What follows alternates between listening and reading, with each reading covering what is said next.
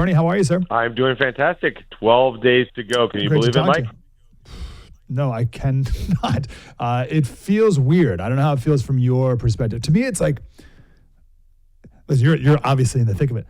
It doesn't seem like it's only 12 days. It's a different type of buzz than I've felt even from like the midterms. Like the 2022 midterms had almost like a weird buzz. I know this is like almost like a surreal feeling in these last 12 days. How is it on the ground in Ohio? No, it's strong. We have the energy, we have the momentum, but there is just this apprehension because it's really such a stark contrast between one view of the country, true to our founding principles, liberty, freedom, limited government, peace around the world, an economy where working class Americans can enjoy a good life, versus just a dark place. God is replaced by government. Government is in all aspects of our lives. We become dependent. I mean, just absolute instability and disasters in every corner of the globe. So it is a contrast election like unlike anything I've ever seen before. And the other side, with the help of the media, Mike, is just out there lie after lie. So it's just a wild feeling. Yeah, the undecided voter is an interesting person, which I kind of want to talk about now. So I'm just looking at the Real Clear polling average. So we can take it for what it is. But in Ohio, Trump is up 7 for the presidential race.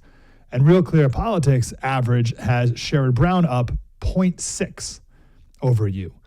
Who are those 7% of people who are voting for Trump and Sherrod Brown? Tell me about that person. Well, it's becoming less and less. In our internal pollings, we're tracking President Trump by 3 or 4 points. It's just a factor still of name ID and identity. And also, by the way, Sherrod Brown has spent a record amount of money against me in campaign ads that are total and complete lies, and he's got the media to cover for him. So we're working really hard. He's been around forever, Mike. There was a feeling 5-6 months ago that Sherrod Brown was unbeatable, inevitable, defies political gravity. We've been able to expose his voting record, and that's shifted the momentum big time to our end. Yeah, what's his story? So I'm looking at the list of Ohio senators who have been Democrats, because it's just weird to me, and there's a couple states like this, like Wisconsin's a big one. But in Ohio, you have Sherrod Brown and J.D. Vance. Like what? Like how can those be the two senators? So you go back, and Ohio's had Republican senators, except for Howard Metzenbaum from 1976, and then John Glenn, the astronaut, in 1974. So other than that, it's been, and they had the office for a long time. But other than that, it's only been Republicans in Ohio. How is Sherrod Brown? It seems like Democrats winning the Senate race is like a dinosaur thing. Like how is he still hanging on? Well, he flies to Washington, D.C., and is a rabid liberal there for 5 years. An election year comes around, and he comes to Ohio, and he puts on the ruffled suit and the messy hair and pretends he's a working-class hero, despite the fact that he was a full-pay student at Yale that majored in Russian studies, despite the fact that he's never had a job in the private sector, talks like a moderate, acts like a moderate, and he's had the Ohio media who are close personal friends of him and his wife. His wife works for Gannett, who owns 60% of the newspapers in Ohio, a couple TV stations. So they've had the entire coverage, air cover from the Ohio media for decades, and that's now crumbling before them because we've had the resources to go out and expose who he is in his voting record. This guy's voted with Kamala Harris and Joe Biden 100% of the time when it mattered. When President Trump was in the White House, voted to impeach him twice, called him a racist, called him a threat to democracy, voted against his 3 Supreme Court justices, virtually 100% of the time voted against President Trump when it mattered. So that's the contrast in this election versus the others that he's had before. What does America first mean to you? That we put the interest of the United States citizens above all else, that we use our taxpayer dollars to benefit American citizens, and always, always remember that we got elected by the American people to look out for them first and foremost. By the way, that should be the job description. There shouldn't even be a conversation about whether that's your duty or not. And yet in Washington, D.C., Mike, they get very, very confused. They send hundreds of billions of dollars to foreign countries.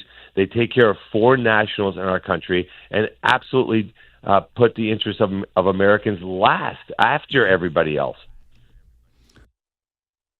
We had a guy calling earlier today, asked how Donald Trump was strong.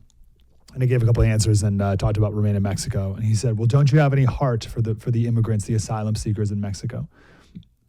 What do you say? Like, is that an America First issue to you? I do have a heart for them, but guess what? I have a heart for America. I'm a legal immigrant. I don't want immigrants coming to this country by paying drug cartels, being smuggled across our border, being raped, being beaten. I want them to be invited here under our terms, the same way you would invite me to your home, Mike. Right? In the case of immigration here in America, you got to learn the language. You got to make sure you assimilate. No government benefits. You have to add to our economy and never lower wages. And if you fit that criteria, we're going to bring people in the right way.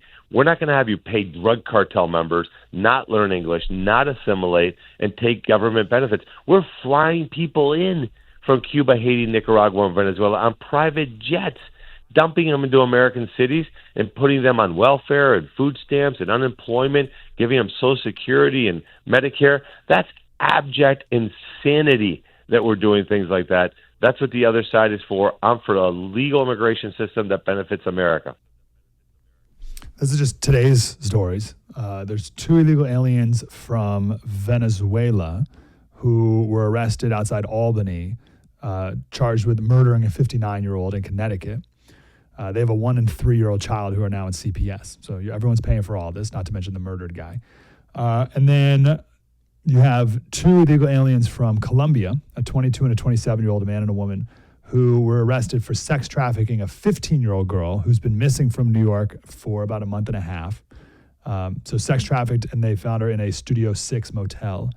And the kicker on this story, it's bad enough that we have 2 illegal aliens and sex trafficking, but the guy, the 27-year-old from Colombia, had already been arrested on attempted murder charges in New York and drug charges in Miami and was let out. And the sheriff in Palm Beach County, where he was arrested, said, how can he be out on bond for an attempted murder in New York? And he said, but I can tell you one thing, folks, that the female and the guy here that was involved in this, their butts are staying in my jail. They're not coming out. But how about that? This guy came here illegally, was arrested on attempted murder, then on drug charges, and still is out and about sex trafficking girls. You can't even make that stuff up, Mike. It's grotesque. That you asked what America First means. Does that put the interests of the American people first? Is that putting our country's interests first? Look, we should never allow any human being to come into this country illegally. If they're here illegally, we're going to get them out of here. We're going to deport any human being that's in this country illegally. My opponent and Kamala Harris want to make them citizens. That is incredible. I can't even imagine we're even having this debate. This is not a Republican versus Democrat issue. This is a common sense America advocate issue versus somebody who hates this country. There's no other way to look at it. So, look, keep in mind, Mike, we flew some of these people here on private jets. We fly planes today to Venezuela, pick people up. If you were Maduro, who would you put on that plane? And by the way, when they get here, we spend $110,000 per illegal migrant per year. Think about that. The average American makes less than 50, and we spend 110 on an illegal. You ask what America First means? America First means we get a government that works for us and not against us. That's what President Trump's about. That's why they hate him, because there's people on both sides that have been doing this for too long that need to be replaced. Is Sherrod Brown one of those senators who hates Trump and then is now running to the middle in these last few weeks? He has President Trump in his ads. He refuses to acknowledge that Kamala Harris exists. This is a guy who I think is going to wear a red MAGA hat for the next 12 days. This guy's a total fraud. This is what they do, Mike. They can't run on their policies and their ideas because they would lose 70-30. So they pretend they're moderates. They actually pretend they're Republicans in my state. And, of course, we know what they do when they get to D.C. Look, the people of Ohio aren't going to buy it this cycle. They understand they're going to get rid of this guy. 50 years in elected office, never having had a job in the private sector. It's time to get rid of him. And, by the way, if the people of Ohio fire Sherrod Brown, I get to do the most glorious thing on earth. I get to fire Chuck Schumer.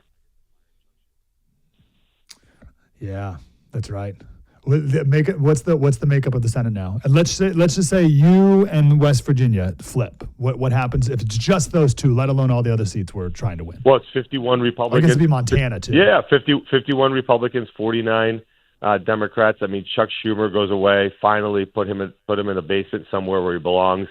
And we have a Republican majority leader that understands the America First agenda, that's going to work with President Trump to get the things done that we campaigned on: secure our border, energy dominance, peace and stability around the world, get rid of all these EV mandates and incentives, massively cut the size and scale of the federal government. Those are the things we can do as Republicans. But I think we're going to get more than 51. I think Eric Hovde in Wisconsin has a great chance of winning. I think Tim Sheehy's going to win. I'm hoping that Sam Brown and Kerry Lake come across the finish line with Dave McCormick and Mike Rogers. And let's have an overwhelming victory. Look, the world, Mike, needs to see an overwhelming victory. China has diplomats in every corner of the world telling people that America's done and America's over. We need to have an overwhelming victory. If your listeners have not voted yet, get out there and vote today. Do not wait, and vote 11 times. Vote yourself and bring 10 people with you who otherwise would not have voted if you hadn't brought them to the polling booth. So early voting is open in Ohio? It's been open for over 2 weeks. It's looking really good right now. Republicans are voting at higher numbers. How can you tell? What are you looking at there? And how do you know that those numbers aren't just cannibalized from Election Day? How do you analyze that? Because we've seen polling and data that is absolute, that says that for every 100 Republicans that say they're going to vote, only 80 show up on Election Day. So we lose 20% of our voters because things happen along the way that they thought they could get there on Election Day. So we're picking up them, and we're picking up a lot of apathetic voters, a lot of people who don't think their vote matters. They're showing up to vote because this election is that consequential. Oh, that's an interesting fact, that 80%. Didn't know that, but that makes sense. What is the website? Bernie Moreno, Moreno.com. If you could throw in a few bucks. Sherrod Brown, listen to this one, Mike. Just laid down $30 million in ads for 1 week. This is already the most expensive Senate race, actually non-presidential race in American history. We're going to hit about $500 million. If your listeners can throw in a few bucks and don't think it matters, it really, really does. We need all the help we can get. So BernieMoreno.com. All right, let's do it. Bernie, great to talk to you. Appreciate it. Thank you, Mike.